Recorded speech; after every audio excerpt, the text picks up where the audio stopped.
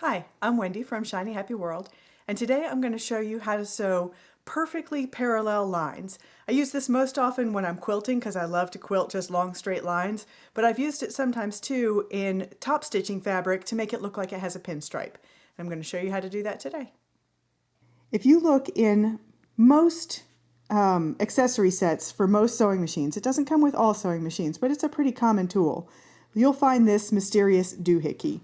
It's this weird bent piece of metal, and this is what's going to allow you to sew perfectly parallel lines. I'm going to show you how to put it onto the machine and how to use it. If your machine comes with one of these tools, it's also going to have a little hole. So if you can see this hole that's right in the back part of the presser foot, and it's got a little screw above it, a little set screw. This is where you attach the doohickey. You can put it in from either side, but I usually put it in so that the bent part is to the left of the presser foot. You need to unscrew the set screw just enough to be able to slide that piece of metal in. Don't unscrew it all the way because it's really hard to get it back in place. So put the piece of metal in there, and then my machine has a ruler here that shows me how far out from the needle all of these spaces are. So I'm going to set this right now just 1 inch out from the needle. If your machine doesn't have that ruler, you can, trying to do this without getting my hands in front of the camera, you can just stick a ruler in there and figure it out. I'm sorry, I have to put my hands in here.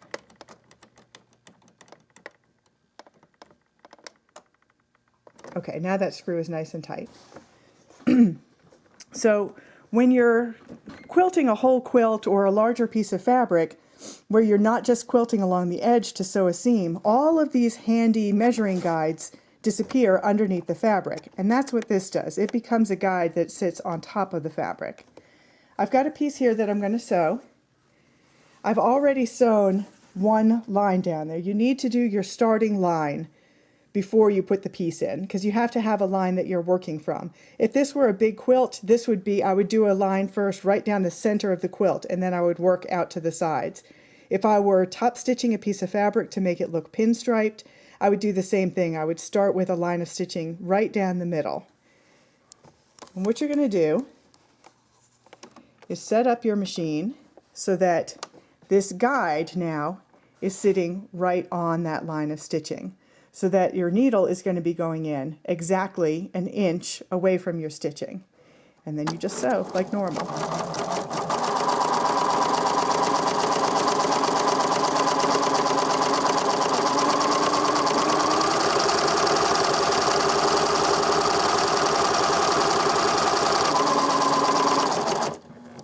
And you just keep doing that over and over again. I'm just going to do the one row.